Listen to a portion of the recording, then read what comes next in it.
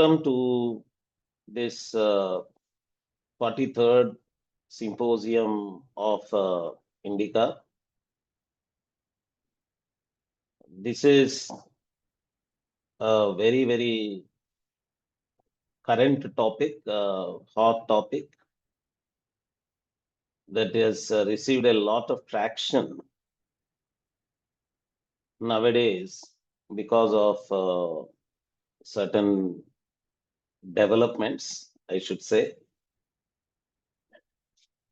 The topic can be called political thought or political science, public administration, all these from the vocabulary of the universities.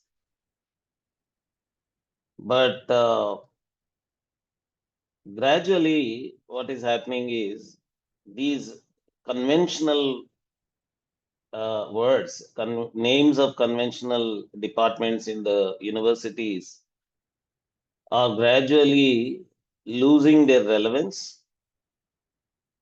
What was called political science at a certain time of the university education and university academics and university academic activities gradually gave way to what was later called public administration. We have to watch these words. The word science in political science itself has a certain claim that it is a science. The field, the academic field is a science. And from within the university, politics or thinking or ideological approaches, we should say, in the beginning, all disciplines were called arts. There was even BA in chemistry in the universities. But gradually, there emerged a grouping of academic disciplines called sciences. But only sciences like physics, chemistry, botany, zoology got a place in that grouping called sciences. And then certain other disciplines remained under what was called arts. And within that, gradually, each discipline started claiming the status of a science. The word science in political science is part of that. It was always listed as one of the arts faculty academic disciplines, but the word used was political science only. In the syllabus of the school level education, they have been using a word called civics for this. But at a higher level, at the university level and pre-university level, they started using the word political science for this. And they thought it is a science. And how far that discipline can be legitimately called a science is a debate. I was telling you about the emergence of another discipline called public administration. It happened in United States. They give credit to a person called Woodrow Wilson for the emergence of this new discipline called public administration. But when you look at the word public administration, a bell rings and immediately you might get the word business administration to your mind. And there are courses like Master of Business Administration.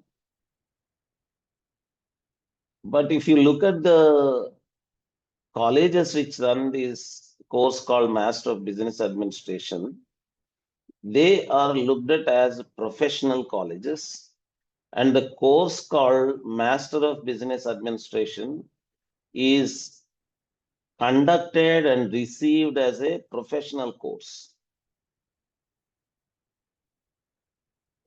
Surprisingly, a very parallel course called Public Administration is not conducted or received as a professional course.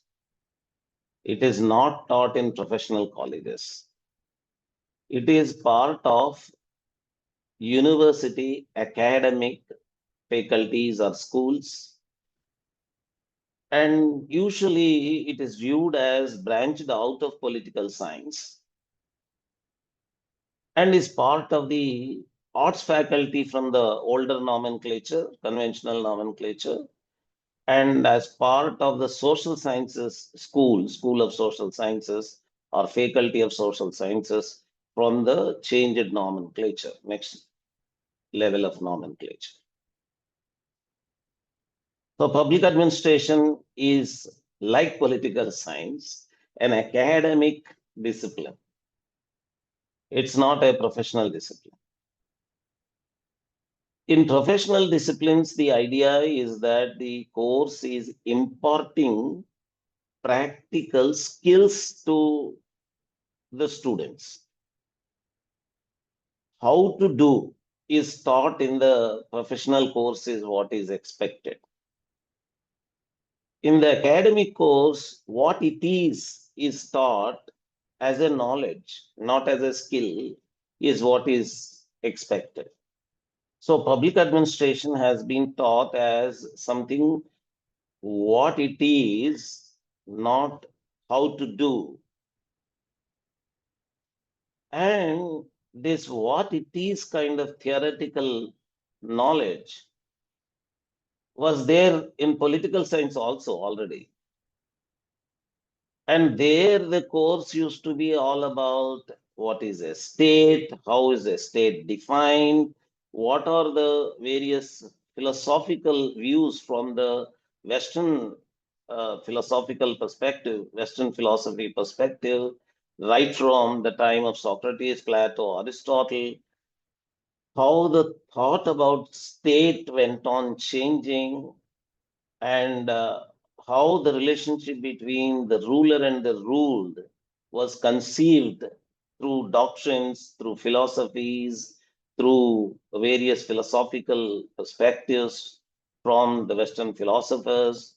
All those are taught, and gradually the discipline political science sidelined this part of philosophy, part of political science as something called political thought. It is political thought. Whereas if you go to universities and watch what they teach under political science, apart from this political thought, there are many other things like Indian government and politics, international relationships, all those what it is kind of analysis. Similar what it is kind of analysis is incorporated in a public administration course. So when you start thinking about what was happening in Indian knowledge systems in the ancient times, people start looking for, oh, was there something like what it is in the Indian knowledge systems also about, say, political thought, definition of a state, origin of state, how different imaginations about the relationship between government and the people are provided through philosophical doctrinal arguments from various philosophers. But that doesn't happen. There are no books in the ancient Indian knowledge systems, ancient texts of Indian knowledge systems, where such a discussion actually happens in that way. For that matter, all IKS, what we call IKS today, Indian knowledge systems today, is like that. You don't have physics in IKS or chemistry in IKS or any academic discipline that you have in the contemporary knowledge systems. It doesn't exist exactly in the same way in the ancient Indian knowledge systems also. The material that is covered under these contemporary academic disciplines as per the contemporary university system definitely is covered in the ancient Sanskrit texts or other regional Indian language texts in multiple ways, but the disciplinary division, disciplinary contours, or the division of knowledge into disciplines in the form of texts, scriptures, and other things is not exactly in the same way that it is today in the university, contemporary university academic system. So you don't have an ancient Indian political science book for that matter, because you don't have a book like something like you discuss philosophy of state like that of Locke or anyone else. Interestingly, what happens is when political thought is taught in the contemporary university political science departments, in the history of Western political philosophy, they begin with books like Machiavelli. And then they see that it is a book called The Prince, which is not in the form of the later books by Rousseau or Locke or Hobbes or any other later political philosophers. They see that it is written in the form of a manual for kings. The name itself is The Prince. It is in the form of a manual.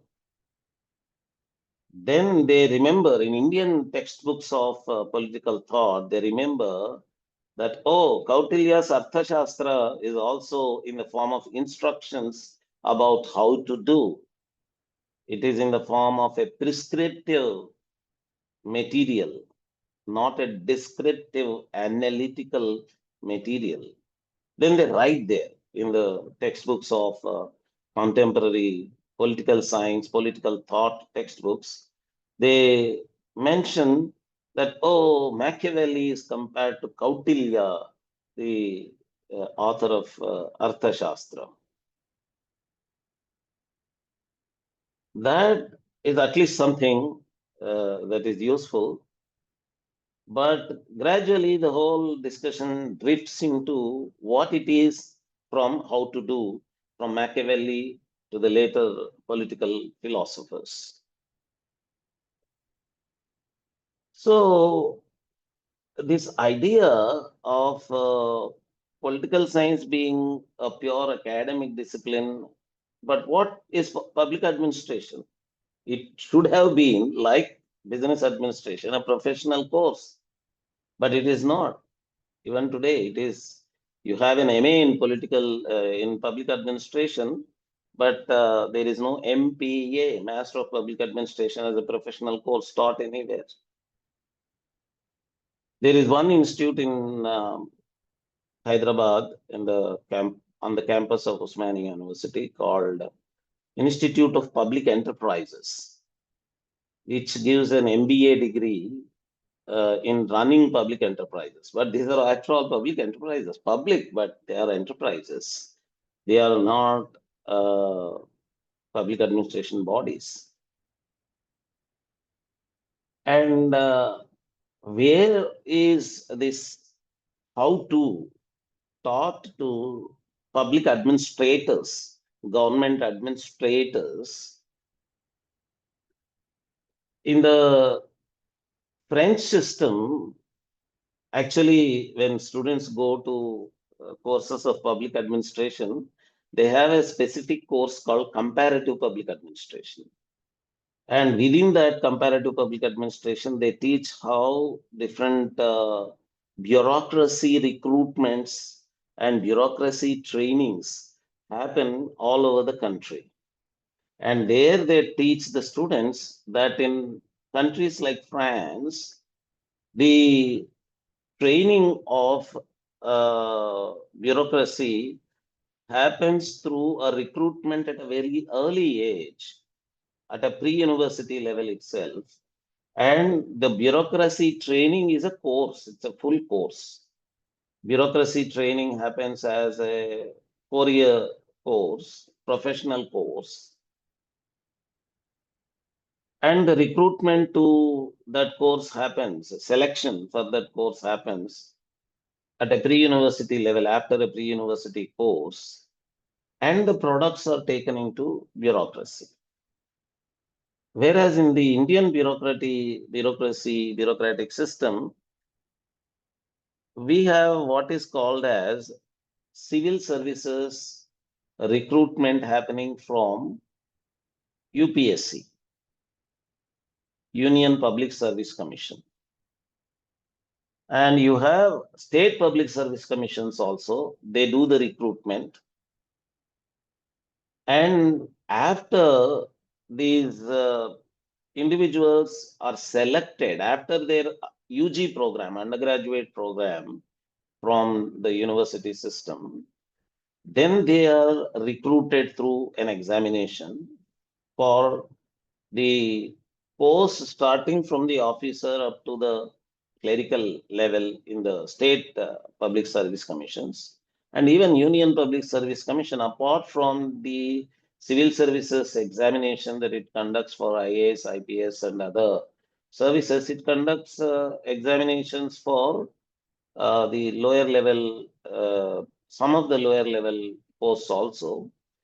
And also you have staff selection commission, which conducts examinations for lower level central government jobs.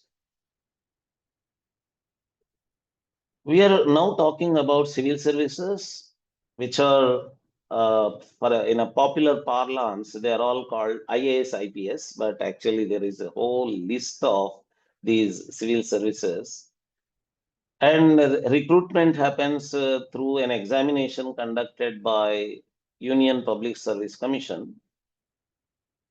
After the recruitment happens, after individuals are selected for the jobs after their undergraduate course, they are sent to various civil services training institutes. There, the practical, what is called as public administration, government administration is taught as a practical course. Unlike the MA in public administration in the university system, which is a what it is type of course, not how to do kind of course, the professional training is expected to be given in the civil services training institutes for all these services, starting from IAS, next IPS to IRS, Indian Revenue Service and Indian Defense Account Service, Indian Postal and other communication service, and Indian Audit and Account Service, Indian Foreign Service. Actually, in the early days, Indian Foreign Service and Indian Administrative Service used to rank at the same level, IAS and IFS were ranking at the same level. But gradually, the preference of the candidates for IFS, Indian Foreign Service, has come down compared to the older years. But still, IFS, Indian Foreign Service, through which people are sent into diplomatic jobs, into the diplomatic missions of India across the world, are recruited for Indian Foreign Service. And there is a Civil Services Training Institute which trains people for this service also, Indian Foreign Service also. And there a practical training uh, regarding how to do is expected to be given to the people who are already selected after their undergraduate education. And the prescribed eligibility during the undergraduate course for the selection for the civil services is not necessarily political science or public administration. They can come from any stream, BTech, medicine. Uh, Actually, in reality, that is how it is happening. There is a very huge number of candidates getting selected from BTech nowadays into civil services. So there in the civil services training institutes, the uh, beginning level knowledge about what are the uh, requirements for an administrative job, a bureaucratic job, has to be given from the beginning in the civil services training institutes, the CSTIs. And these CSTIs sometimes conduct middle of the service trainings also. There are organizations like Academic Staff College of India, ASCI, which is located in Hyderabad, where you have scope for middle of the service courses also, uh, refreshment courses, and other courses for the civil services people. One very important development that happened after the uh, Narendra Modi led NDA has come into power at the central government level is that Narendra Modi ji conceived what is called as a Karma Yogi project. And he formed a capacity building commission, CBC, and has asked R. Balasubramanian ji to run the Karma Yogi project, Karma Yogi program, in as part of the capacity building commission. And the capacity building commission is catering to all these civil services training institutes also. And through that Karma Yogi project, Indian view of IKS view, Indian knowledge systems view of how to administer, how to be leaders, what is meant by actually government, governance, and what is the role of an individual in the process of that administration. All these things are being imported through the capacity building commission's Karma Yogi programs. It is being imported to various civil services training institutes. There, that how to practical training is happening. Earlier, civil services training used to be uh, a very general, practical training, a neutral training without incorporating ideas, for example, like from Bhagavad Gita. Karma Yogi, the very word, has its origins in Karma Yoga of Bhagavad Gita. So, such Indian knowledge system ideas like Karma Yoga were not incorporated in these courses, Civil Services Training Institute courses. And what is going to be covered in the next 2 days as part of this symposium was lying unused, unexplored, unattended to at the level of university courses.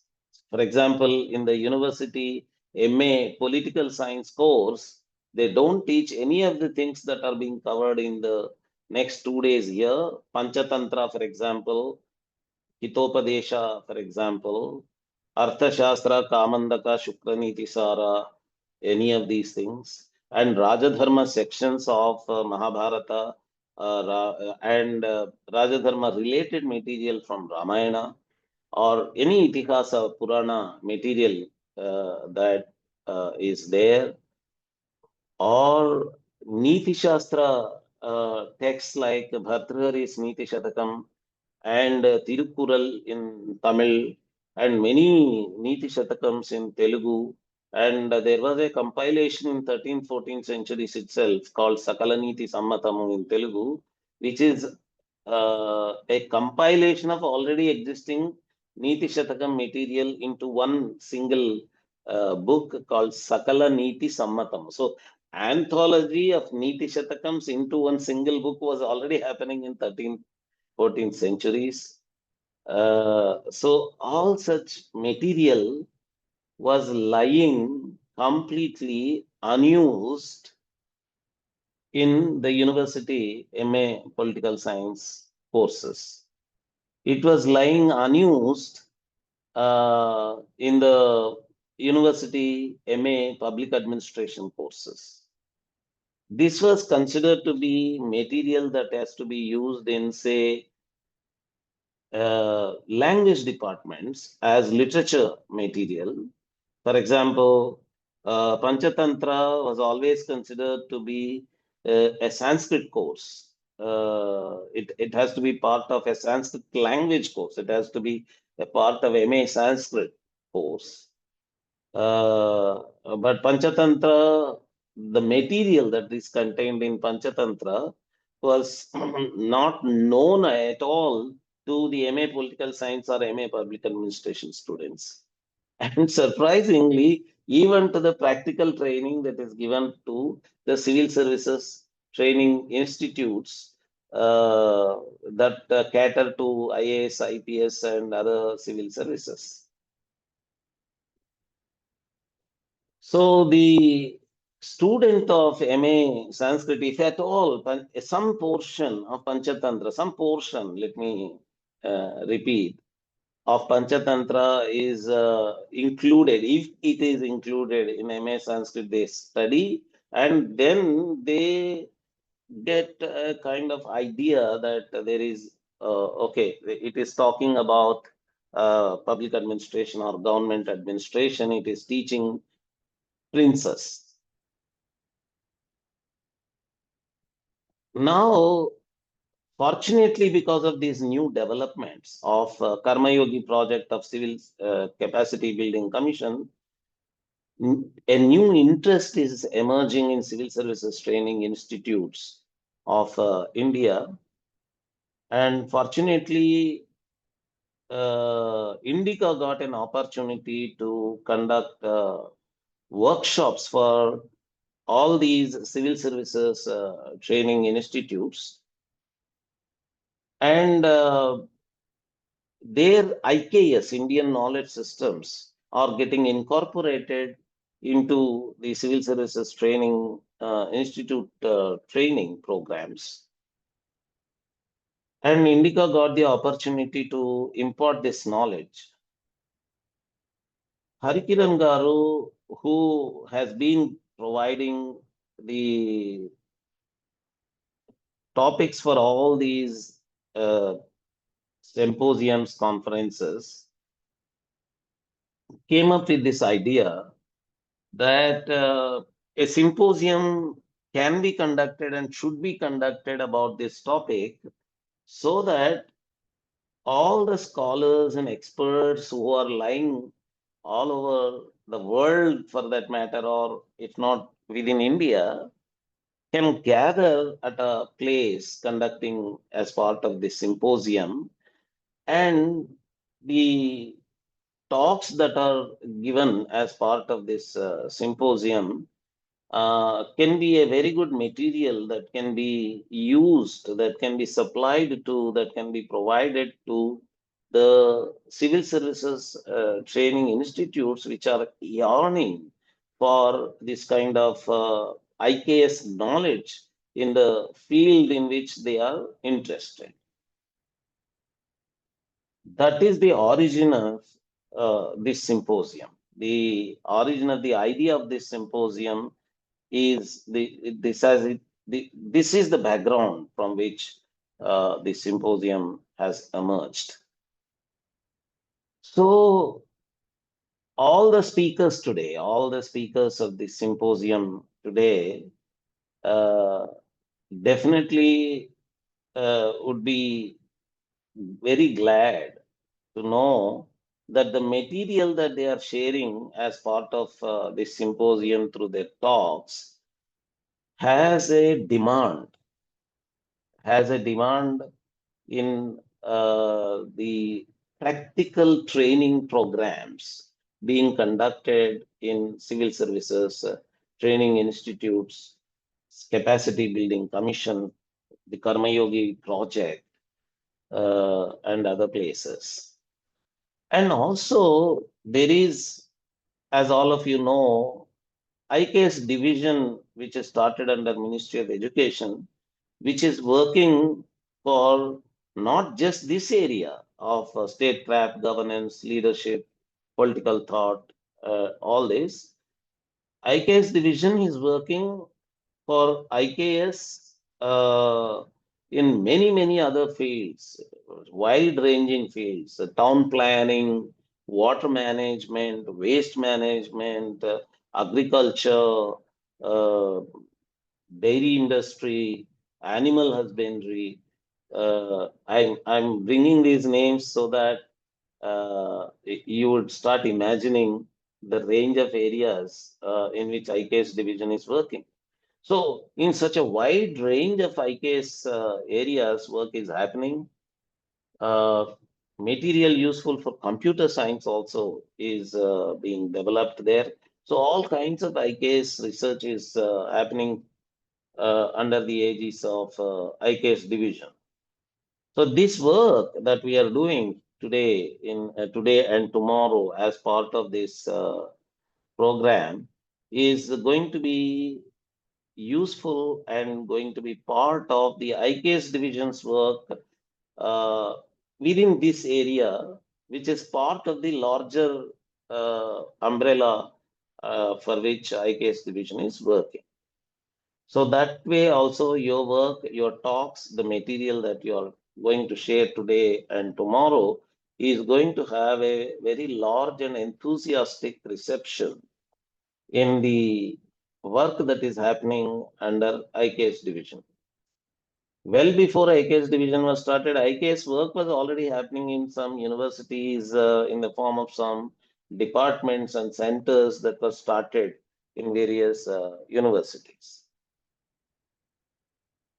I was sharing another idea in the concept note for this symposium that the conventional departments of political science and a later department called public administration are gradually giving way to new centers, interdisciplinary and multidisciplinary centers.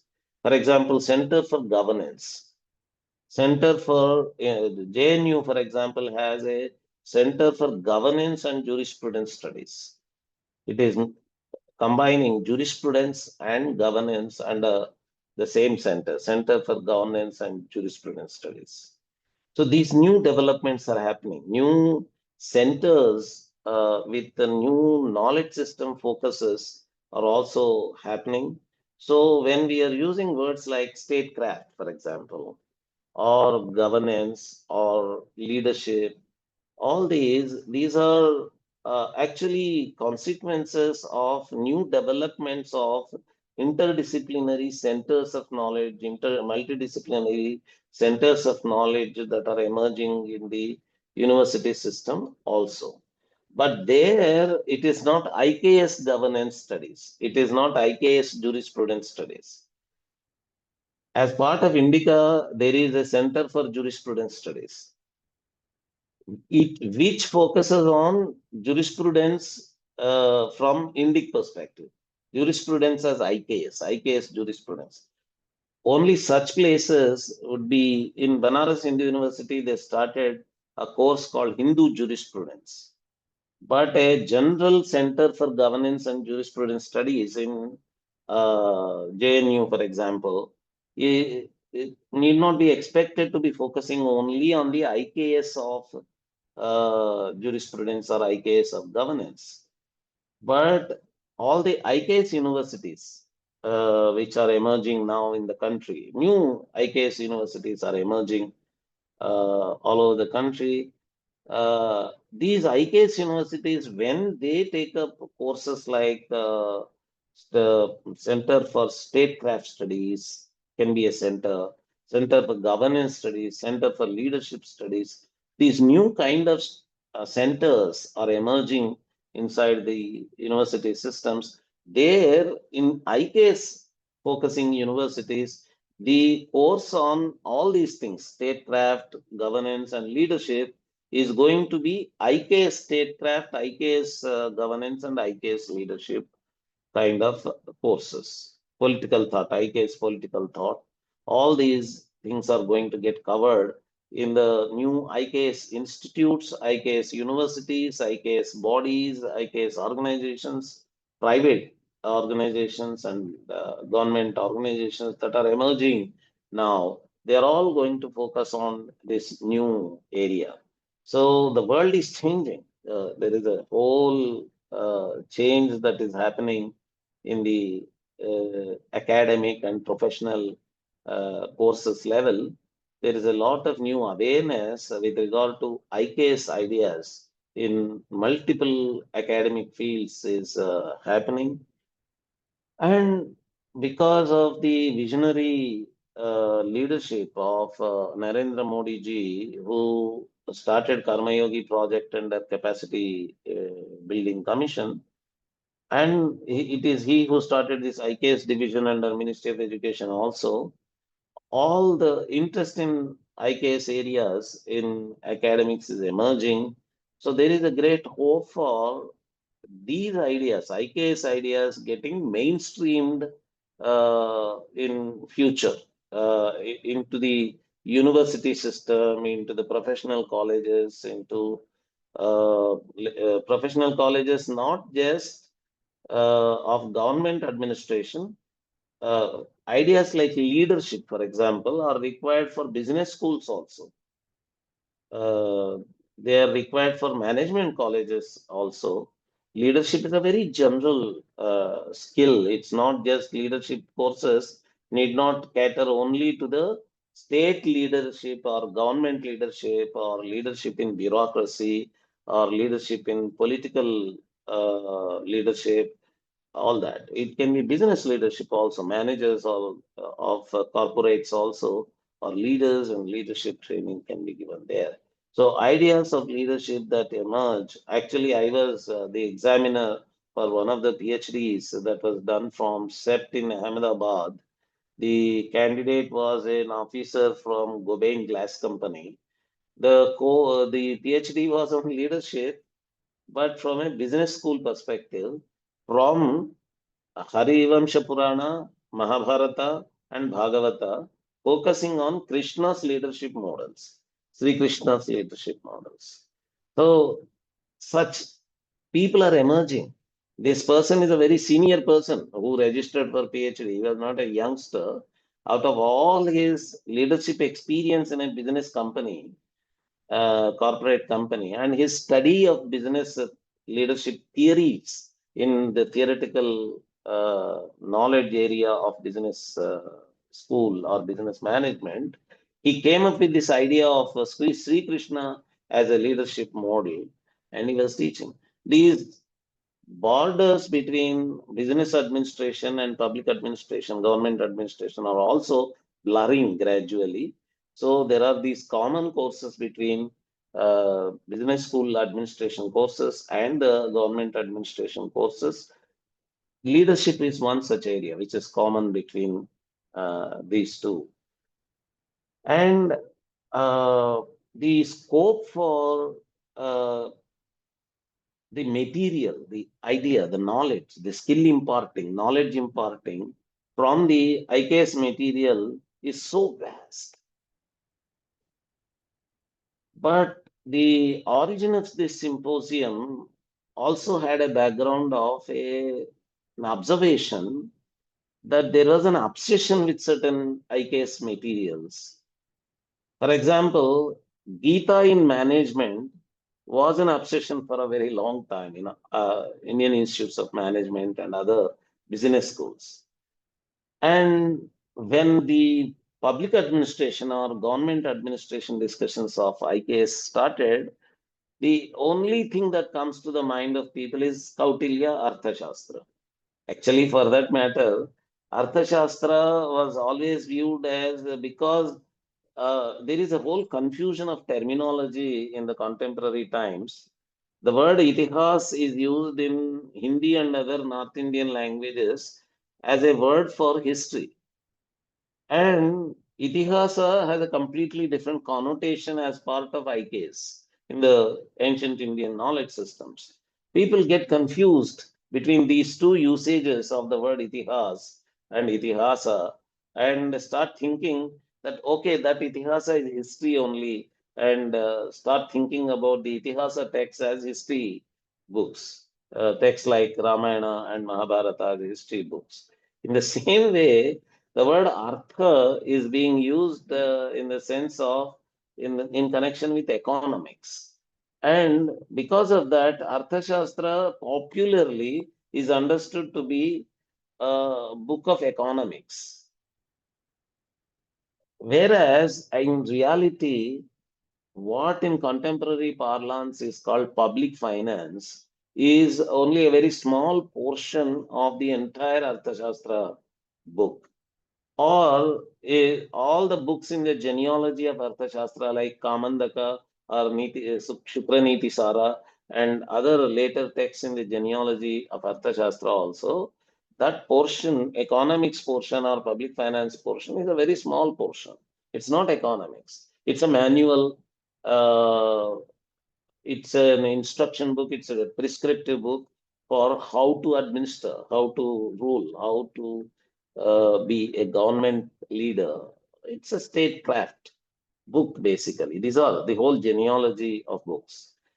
And within that genealogy also, the other books like Kamandaka or Shukraniti Sara are not getting focus. And that's how the world runs. Once something happens somewhere, it gets repeated and becomes a completely boring repetition of the same idea everywhere. That okay, so now Arthashastra. So some topic within Arthashastra is taken and it gets repeated. Panchatantra. If you look at the Wikipedia page about Panchatantra, it says that it is a book to teach ways of the world. And some sources describe Panchatantra to be a book of niti, morals, coming the books to be fables, talking about moral. And actually, what is surprising is interest in Panchatantra in countries other than India started happening from a very, very long time. There are projects about Panchatantra research in even in countries like Finland.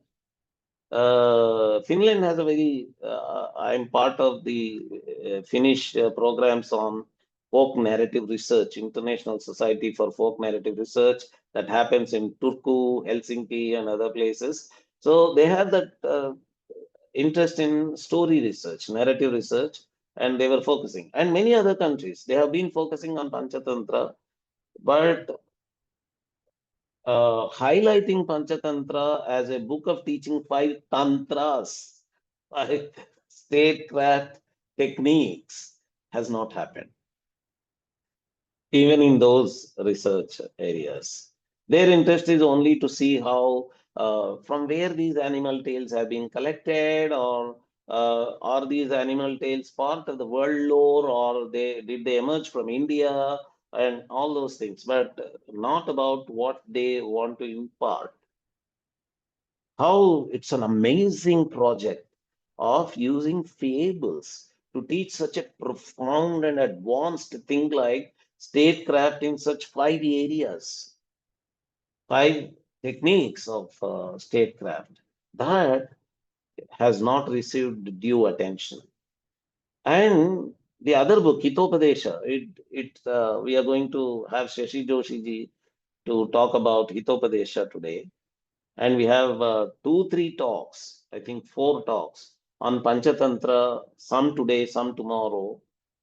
And we specifically asked people not to focus on the very famous Vidura Niti, for example. Mahabharata, if you say Mahabharata and the topic of today's symposium, automatically the focus goes to Vidura Niti. But there are many other sections in Mahabharata where these are direct instructional material, shlokas, one character instructing the other character about how to administer, what is good governance, what is state and state's responsibilities, and what are the political leadership's responsibilities, and what are strategies and all that. And there is a suggestive material, Dhani, Garbhita, Vyangya material that comes from the stories also, events, narratives in the stories of these Itihasas and Puranas regarding what is Raja Dharma, what are the responsibilities. I was talking about statecraft in Mahabharata some 5 years back, I think, in Chinmaya University. It was a week-long course on statecraft in Mahabharata. And I was also focusing there on what is called as war. Sun Tzu's book is the only one people talk about war, but war strategies, pre-war strategies, during war strategies, post-war decisions, post-war activities. Mahabharata has so much material in that for what in contemporary parlance is called strategic studies, defense studies, and strategic studies. And we are going to have talks on Rajanaya, which is about diplomacy. It is having multiple names in IKS sources. Some places it is called Rajanaya, in some other places it is called Rajabhara, which is also in Prakrit it has changed into Rayabara, and in Telugu and other South Indian languages they use the word Rayabara for diplomacy, negotiation in behalf of a king taken to the other kingdom. So these international relations aspects as part of the Saptanga of Arthashastra and these negotiation aspects. We have diplomats, ideal diplomats. In Mahabharata, Sri Krishna is shown as an ideal diplomat, ideal negotiating messenger in behalf of one of the kings to the other king. And you have Angada in Ramayana sent as a messenger from Sri Rama to Ravanasura. So these diplomat examples and diplomacy examples also are there, and diplomatic studies are also there. You have material in inscriptions like Ashoka's edicts, and uh, there is a very interesting episode that comes from a book called Rayavachakamu in Telugu, written by a security official. The post is called Sthanapati of Sri Krishna Devaraya. And the book was commissioned, as per the story, it was commissioned by one of the vassals of Sri Krishna Devaraya, who later became independent, called Vishwanatha Nayaka, who is the founder of the Nayaka dynasty of Tanjore. Because he used to work for Sri Krishna Devaraya in Hampi earlier, and he emulated Sri Krishna Devaraya in his administration. And the security official of the fort of Sri Krishna Devaraya in Hampi was taken by Vishwanatha Nayaka as his Sthanapati. He commissions him to write a book on the daily routine of Sri Krishna Devaraya, and that book, which is written by this Sthanapati, because he is not a scholar, he is not a poet, is not written in classical Telugu. It is written in a Hampi area Telugu dialect, in a rural style. Because he's just an official, he is not a poet or scholar, he writes in that dialect the entire daily routine of Sri Krishna Devaraya to give examples for emulation for the kings like Vishwanatha Nayaka to emulate from Sri Krishna Devaraya's administration. There, there comes one episode, one incident in that book called Rayavachakamu, where it is said that every day from Niti books, one Niti verse is recited in front of Sri Krishna Deva Raya. There is a job, that's a post. One person is a Niti Shatakamu reader. He comes and reads out one verse from one Niti book, which covers state running and public administration, government administration, and how kings have to rule and all that. So that episode is a very long episode, starting from this verse reading.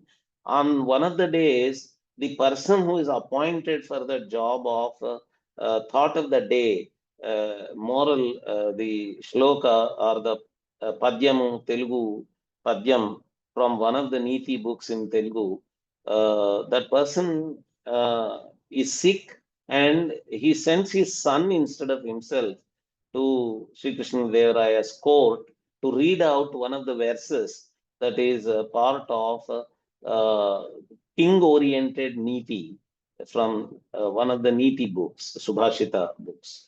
That Subhashita mentions about a point that a king who does not have horsepower, which is more than the horsepower in the sense strength of cavalry, strength of mounted soldiers. The number of skilled mounted soldiers is what is being called as horsepower here. So that if that strength is lower in the hands of the emperor than his vassals, that is a very dangerous situation, is the message in the verse. And the episode goes how Sri Krishna Deva Raya actually brings the Karanika, that is the accountant of the fort, and gets an account of what is the strength of mounted soldiers in his core, in his fort, in his kingdom, and all that, and then gets depressed, and then Apaji, Timarusu, his minister, comes and helps him, consoles him, and provides greater horsepower or the mounted soldier power to him, and all that. So, but that shows the interest paid by the kings of those times. It is 16th century. Krishna Raya is 16th century. So it could be older also, in older centuries also. Probably kings were paying attention to the portions of Niti works like Bhatrahari's Niti Shatakam and Tirukkural in Tamil and all the Niti works in Telugu and Kannada and other languages. The portions covering the state administration, government administration, king's rule, and political leadership, and all that were paid attention by the kings, and they were following them. They were having impact. It is not that they just lie in those palm leaves or Gurjara Patras in some corner and they are not used. And kings were going to universities and Vishwavidyalayas, or what we call Ghatika Sthanas, to learn these disciplines, this material from various sources. So today and tomorrow, for these 2 days in this symposium, we are going to cover all these aspects of how books like Rayavachakam cover these things, about the importance given by the kings to these aspects, how we have ignored inscriptions where administration is covered, how we have ignored material from historical sources from where we have lessons for our contemporary statecraft governance and leadership, how there is a, lot of material that we have been ignoring by giving importance to certain specific textbooks only repeatedly, texts only repeatedly, and how there are new sources. Actually, there is one talk about a very minute area called Upeksha as a technique during the days of P.V. Narasimha Rao ji as the Prime Minister, there was a very famous statement by P.V. Narasimha Rao ji that not taking decision is also a decision. Not taking decision is a very powerful government decision. And people would not have thought, those who are not mature would not have thought that to be a very serious or profound idea of administration.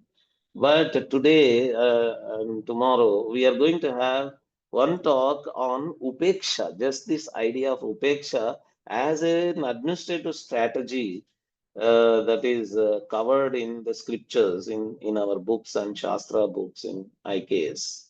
So, such minute topics also are taken up by the speakers. So, we have a very good and excellent lineup of speakers. Uh, and we actually, usually these symposiums are conducted only for one day, but because of a very good response, we received around 45 abstracts. After a very strict filtration, also, we had to take up so many talks that we had to extend it from the usual one-day program to a two-day program. Usually, the program would be on Sunday, so the symposium would have been there only tomorrow, the whole day. But we had to extend it backwards to Saturday because of Saturday being a holiday. So now it has been extended to Saturday and Sunday, today and tomorrow. And we have wonderful stellar galaxy and lineup of experts and scholars coming up with wonderful talks on all these unexplored areas in statecraft governance and leadership. Uh, with this background giving and overview giving about the symposium, I welcome you all, the audience and the panel members, to this two-day feast of intellectual sharing of ideas. And let us start the symposium